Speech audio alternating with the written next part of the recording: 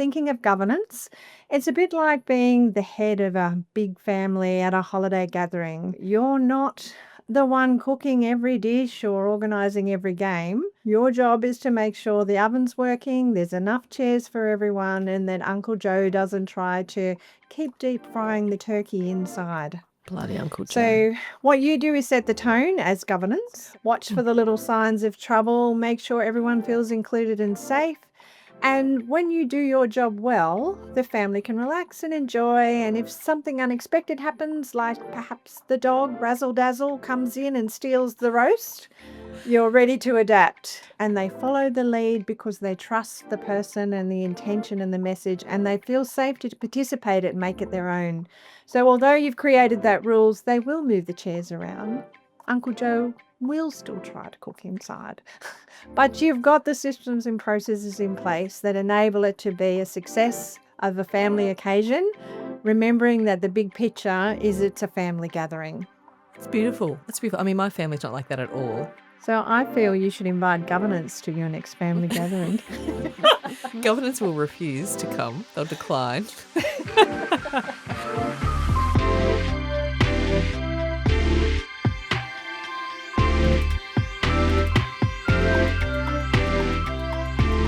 Welcome back to the Capability Corner. This is the podcast where we explore what's happening in workforce development and capability building in healthcare. I'm Zoe Yule, Head of Learning and Capability. Got to throw that one in. And as always, I'm joined by Michelle Wickie, Chief Customer Officer, and Dr. Karen Patterson, Chief Nursing Officer. Hello and welcome back. How are we all today? Well, it is exciting to be back, and I know I was actually contacted by a few friends who said, "Where have you been? We've been waiting for the next episode." That's nice. And I love it. I said, "Oh gosh, Here we are. We're it back. feels like we do it all the time, but it isn't, obviously. I'm glad we I've love missed you, It birds. starts from there, Thanks but for the it's positive feedback. yeah. So no, Actually, and while it's- we're at that, can I just say that I'd like to give a little shout out to Libby from Somerset. I know you're watching and listening, and I love it. Thank you. And we also need to shout out Cynthia. Oh, Yes. Cynthia. She's an avid listener, and she She loves everything is. we're putting out there. Yeah, and it's valued. I It's think she's going to valued. love this governance episode, Cyn. I think you're going to Oh. really, really enjoy it. I'm gonna challenge her I've on just this let one. the cat out of the bag. Oh, God. Okay. We haven't yeah. What are even we talking done about our- today, Zoe? What are we we- talking about today? who are we? Who are we? Well, I've got to say, we're back from Recharge Week, although that does feel like a distant memory in the past. But we had our wonderful week off where we get gifted leave if we take leave in the Leave. same week at the same time. So Yeah. lovely initiative. We all did some beautiful things. So I think we are feeling recharged, but there's some winter bugs lurking around. And I did say to some people in my team today, I feel like we need like a mini recharge week now, mid-August, just to get through the next few weeks of winter. It's like the bugs have done a round 2 and there's a few soldiers down like I think this we should- week. The average age at Osmed is 31. And all I'm right. worried about the time when we get to May and babies are born, and we Oh. all know it tracks back to the July recharge. Usually it's September is coming, midwife. You used to say that From Karen, Christmas? September Yes. is What's it- coming the from lambing lead up to Christmas. season. Yeah. Yeah.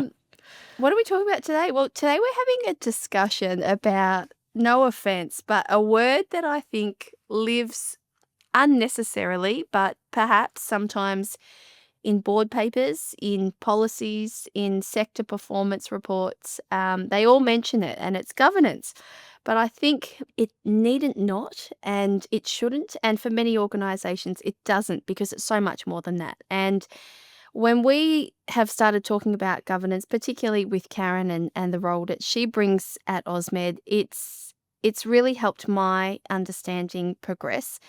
And when we talk about governance, it's about relationships. It's about the connections within a system. It is how we build trust, set direction, and make sure that our people within our system are safe and they're supported. So I think we are lucky enough today to have our very own governance expert, Dr. Karen Patterson, here to help unpack what is governance, what it actually looks like, so that whether you're listening and leading a team, whether you're sitting on a board, whether you're in a quality team and you're reviewing a policy, whatever your role is, you can have this understanding of what governance actually means in practice. So, all right, let's start with you, Karen.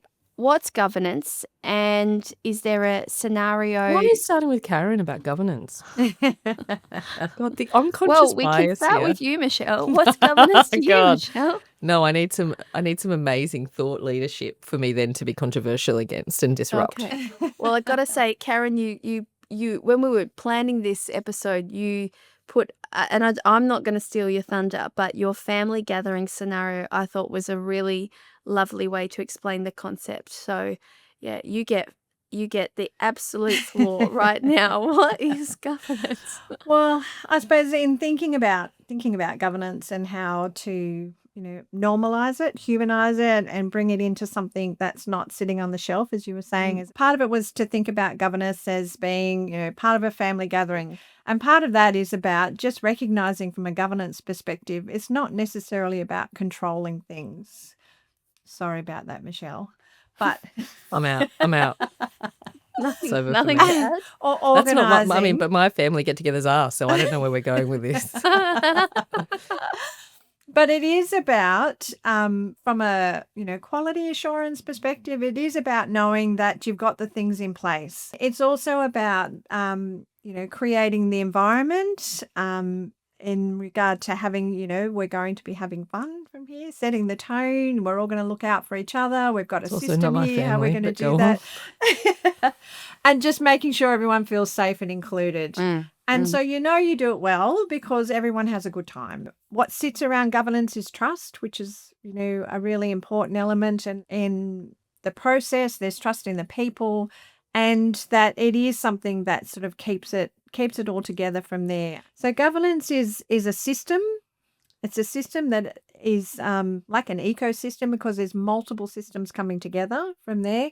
And it is about having that sort of bit of a balcony view, looking at accountabilities and processes and parts from there. So it does have that constructual component, which, people say archetypes or, the architecture of governance.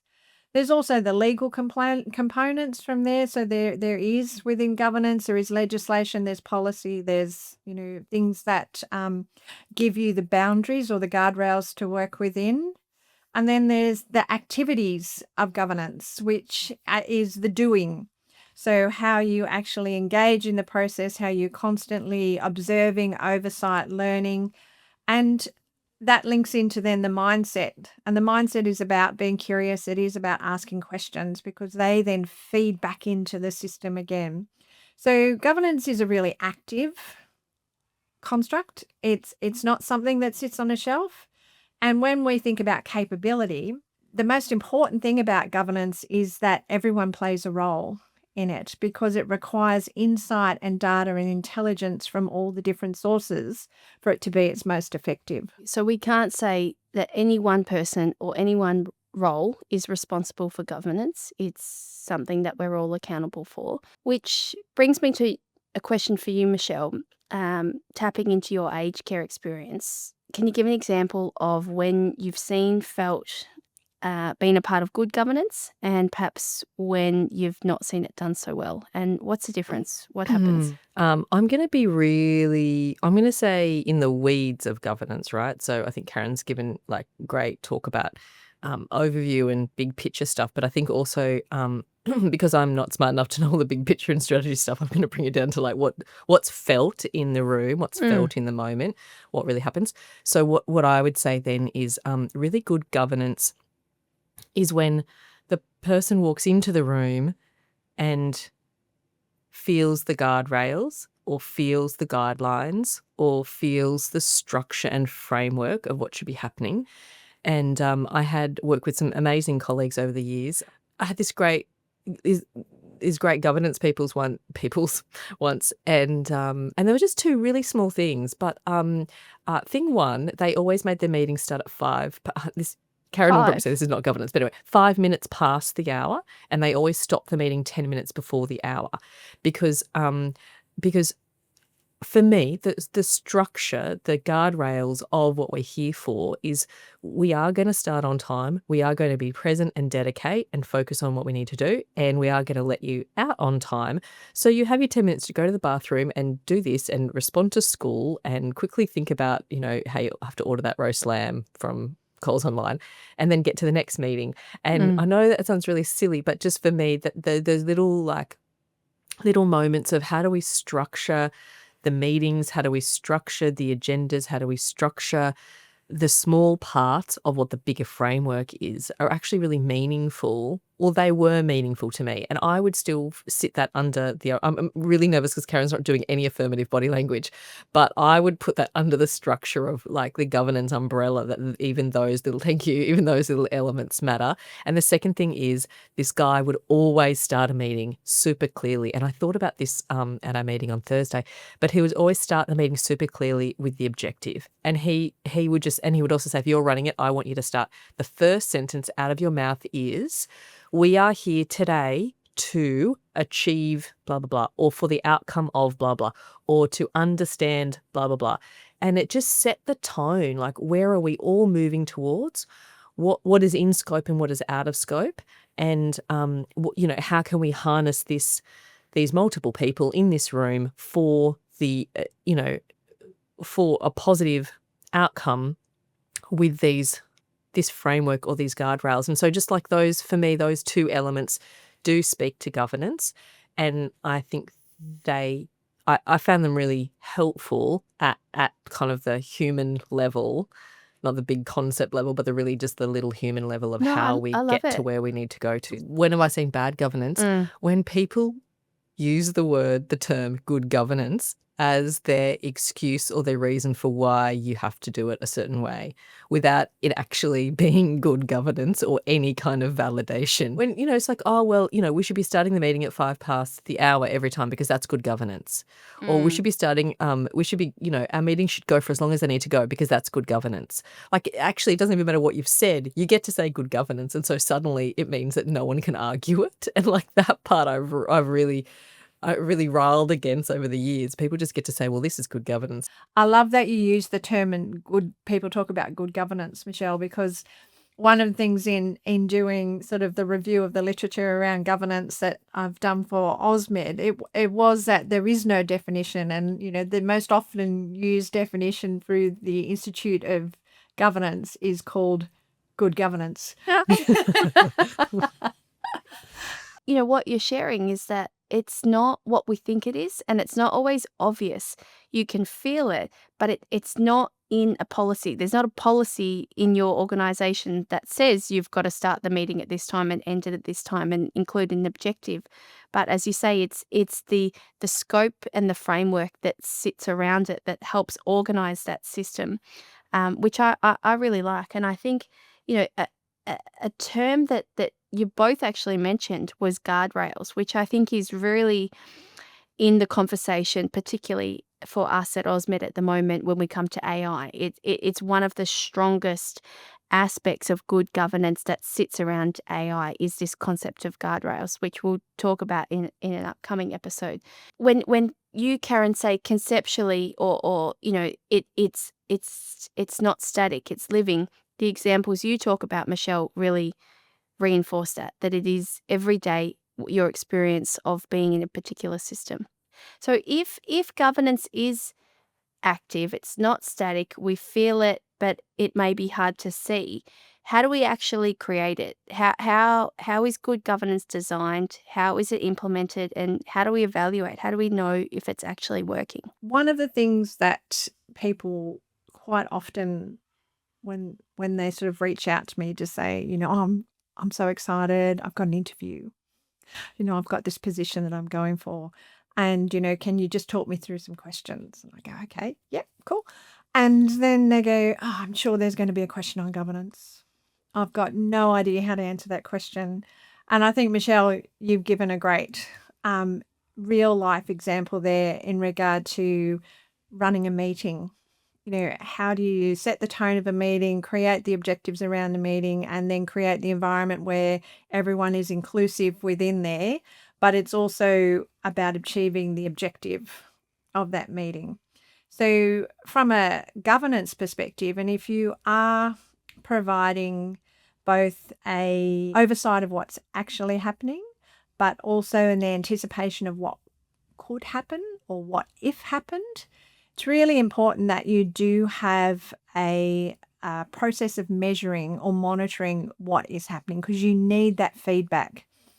You need the feedback into the system, because those signals will help you to think about what levers to pull in that process. And is it about we need to tighten up, some of the control mechanisms we've got, or we need to be a bit more flexible from here? So that there is that, do we have the right capability? Is there something that we need to focus on that will enable us to be in a good position to be able to deliver on the outcomes we're looking for? So the most important thing is the accountability framework from there. But to be accountable, you need to know what you're accountable for. And that's why having, some either, levels of measurement from there. So from a board perspective, from a board governance, those could be set by the funding body or the regulatory body, or parts from there as to what is the determination of a well-governed organization. And then at the management level from there, it's then about, well, how do we set our governance? How do we know that we're operating this organization to achieve those outcomes from there, and what are the measures that we're going to set for us? And then as a team within that organization, it's about, okay, how do we make sure that we're fulfilling our functions and delivering and contributing to the outcomes of the organization, which is delivering against our overarching KPIs, etc. So it is having that set, but it has to be meaningful and transparent, and a shared, from a accountability perspective, shared ownership within that. And the other part from there is that it's, again, not on the shelf. So what are the signals we're getting? What is it telling us? How do we best reframe ourselves? What is it that we need to regroup around? And being able to feed that in to the conversation and be anticipatory in regard to what's happening ahead. It is so simple that it can be about running a meeting, and that doesn't sound simple for a lot of people, but it can be that simple. But it can be organising your patient care. So it could be about, I have a resident, this is the needs my resident has, this is the outcomes that are important to them. How do I organise myself and my resources that are available to me, and my team members, and perhaps, the personal carers, etc., from there, to achieve this outcome? And within that, I'm aware of the regulatory space I'm in. What are the things I can and can't do? What are the privacy? What is the security? What are all the information around there? I'm aware of the policies of the organisation. I'm aware of the capabilities of my team, and I'm aware of what's happening around me. Maybe we should be replacing the word good governance then with like clear governance or transparent governance, because I think if we're lost in actually can't see what it is or what it does, then that is bad governance. But when you can see the guardrails, when you know the structure, when you see the frameworks, when you think about it, maybe that's a better fit. Yeah, and that transparency and accountability comes up all the time, and I think that, which is, the accountability has that sort of decision making and delegation and risk assessment and everything in there. I suppose one of the things is that it can just become overwhelming, because it is like a whole matrix of things, as what I was saying, like the architecture of governance can be quite complex. And the part about operating within that is to how does that create the structure, but the flexibility for the person to apply themselves and to also be responsive to the person in front of them that they're caring for. as well. So I think that's the tricky part, Michelle, is about if you made it all transparent, people might feel boxed in. Oh, Um, jeez. It's a yeah. I tricky like one, isn't it? the lovely way that you just shat all over my suggestion there. I'm taking from something that you've shared with us, Karen, that I think pieces together what you're saying. The adjective you've used is strong governance, and the way you've described it previously is that strong governance doesn't just respond to problems. It's not there when there's an incident, there's a risk, and we've got to attend to something. But strong governance is where it actually creates the conditions where capability thrives. And I like that example because I think because of the complexity that sits around governance, it's harder to define. It's understood as more complex than what it needs to be. And so it can have this negative connotation that it is, the responsibility of this person in the organization or this team or this function, and not something that we all feel. But in working with you on developing, the governance within AusMed, what I've really loved is that we haven't yet talked about a policy. You haven't yet given me a list of these are the policies I need to review or create, Zoe. We've had the conversations around, well, how's the system? What does the system look like? What are the relationships within the system? And in thinking about, well, what's the first step in creating governance? It's been to understand, well, how does this system function? Who are the people within it? And what are the relationships within it before we've even got to the doing bit? So I think the approach that you've taken includes that overarching framework, but it really is understanding like what's the daily interactions and activities that are occurring in the context of, well, what's the outcome and the outputs that we're trying to achieve, and what are the ways that we can strengthen and give clarity to those relationships. So, I've really been enjoying working on those things because they feel very practical, and less, theoretical, less textbook. So I think what you're doing is naturally embedding governance into our team culture, but not by doing, a team culture day or reviewing policies, but really acknowledging the that governance is about those relationships.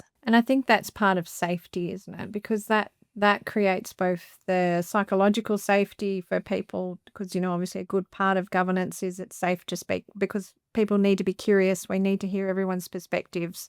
We need people to ask questions. So they actually want to be part of, creating or co-creating the environment that enables us to, achieve together from there. And I think that's the drive of, good governance. It is my responsibility. And within that responsibility, I also feel part of something bigger within there. I don't feel the burden or the weight of that being that, I'm the scapegoat. Absolutely. It's all linked. When we talk about governance, we talk about capability.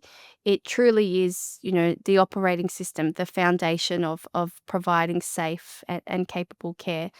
I think what I'd hope our listeners take away from this conversation is that whilst we talk about, terms like compliance and risk and board responsibilities, and a governance checklist would include looking at various legislation and regulation, that it's not about red tape. Governance is about the conditions and the system that make good care possible, and when done well, it provides that safety net, but it builds trust, it supports good judgment, and it gives clarity to everyone's role, not just through job descriptions, but by actually, what their experience is when they show up to a meeting. So we do love a good conceptual conversation about what good governance looks like in practice. But I'm keen to hear Wiki's rant this week. You've let the cat out of the bag as well. It's true. How did we know we're going to get a rant on what Governance. bad governance looks like when it's Yeah. not Look, done so well? well, yeah. I think ready. Start the clock. Ready, set. I'm going to overshare. I'm going to overshare here because you all know I've got no dignity. I have, all the warts and all are on the table. But Again, I'm going to keep it at the grassroots level, right? So what really annoys me about some rubbish governance is when it gets down to the finer details. It actually really shouldn't matter that much. So I love that, we've got big frameworks. I love that we've got guardrails. I love that we've got strong governance, although I don't want it to feel like it's not movable or dynamic. So I don't like that word strong. But anyway, that's okay. We'll move on. Point is, I was once working in an organisation, it remained nameless, but look up my CV if you want to work it out. There are a lot of doctors there, and they were just they're so entrenched in the way they do things, and they're very governance driven. I wouldn't say good governance, but very governance driven, to the point that, no joke, I was pulled into a performance meeting because I know. I mean, that's not the shocking part. I mean, we all know that. Like, that happens a lot. But this one was like, what was it for? I was pulled into a performance meeting because when I sent out the agenda of a governance committee meeting, both to internal and external stakeholders, I had miswritten the external stakeholders' names and the order of the agenda. And had not and had released it and not had my copy reviewed. So totally performance managed, because I had, like, obviously just veered right off the path of good governance from this very governance structured organisation, and they were quite sure that I was going to have offended a large number of doctors who were external stakeholders in this committee. I don't think that really would have affected the overall outcome or objective of what the committee was meeting about. Maybe I'm wrong, but that was my vibe, that it wouldn't have affected the overall outcome. But maybe disgruntled doctors would have then not input well enough into the committee meeting. But my point is, what am I ranting about? Don't lose yourself in ridiculous little minute details of governance and call that strict, strong or good governance. That's not the stuff that we actually need to be governed by, or that gets us to the right outcomes or helps the culture of the governance. So that's my rant. Be careful about what you call good governance, and make sure you tighten the reins around the stuff that matters, not around the stuff that doesn't matter, like the spelling or the order of doctors' names. That end rant. Karen, I think you get a right of reply. Look, it always takes a while. I have to think, because Michelle's rants are always multi-layered. Yeah. Like, it's never as simple as it seems. And I've never been called one-dimensional. No. I think And we know you love doctors as well. I go to bed with a doctor every night. Sorry, I couldn't help put that in. All right. Not even a PhD doctor, a medical doctor. The real ones. But so I invite people to re-listen to Michelle's, because you'll get a different thing every time. And I love those aha moments. And that comes back to, governance is a word. And people can use it for all different purposes that can be self-serving or otherwise from there. And I think, like we mentioned, trust before, if there isn't that sense of safety within that, small things like where my name sits on a list becomes it becomes a big thing from there. And I think there's some of the human things we need to really be conscious of, because, as you would have experienced, Michelle, and the risk of all that, the really important things don't get noticed. And that's when things go wrong, isn't it? Or things get missed, or things that could have been improved, or innovations that could have, been discussed, all get missed because of, those little peculiarities of humans. Pedantic tendencies, I would suggest, Karen. Yeah. Pedantic tendencies. Yeah. So no, I think I get your rant, but I also think, no. I should have got it right. But yeah, and I think it relates to everyone, is that, those small things that can distract you from, the bigger picture. Yeah, what we're all trying to there. do. Yeah. I'll just pick up on one thing you said, Karen, and that's that, governance means something different to different people. And I think what I've reflected on recently is that in the way that I've applied or been involved in governance has been very different. So I actually had the role of head of clinical governance at AusMed. And when I did that role, I think I did some very good work within it, but it's a totally different experience to how I'm working with you on the governance of AusMed in particular, the learning that we create. Not only does the experience of governance vary between people, and we'll all have our different way of saying it and talking about it and implementing it, but that changes over time. And where you're at, one person in one organization, when it comes to embedding governance into your team or to your culture, will be very different to, in a year's time, what that framework looks like and how you're going with it. So I'd be really keen from this episode, reach out to us. Let us know, what's resonated with you. It's a tricky concept to talk about, let alone in, a half an hour podcast. So love to hear your thoughts, listeners, on where you're at with your experiences of governance in your organization. What's working? What's helped you? What were the takeaways that you've been able to apply or that's really resonated in your own practice? So before we wrap up, any final thoughts? Michelle, one word, one sentence. Karen, anything you want to add before we close out for today? Be better. Be better. Gooder. Do better at governance. What have we been saying around AusMed the last couple of weeks? Good, better, best. Don't stop till you're better than the rest. Have you heard that? Will's dad's. And he that said was Will on the back Will's of dad came up, but I that was thought a it was beer ad or something. yeah, good, better, best. We will never rest till our good is better and our better's best. But I swear it was a beer slogan, not Will's dad's slogan. I don't think he created it, did he? Will was like, my I dad don't made up think a so. slogan. I think it was a slogan, but Sorry, Gary. Sorry. maybe that's the approach we take to governance, is just keep doing your best. It is about going better, best. I don't know. I didn't know Better that than little the saying. rest. But yeah, so governance isn't about just getting it done. The governance is most definitely about recognizing what's, the minimum standard from there of being effective.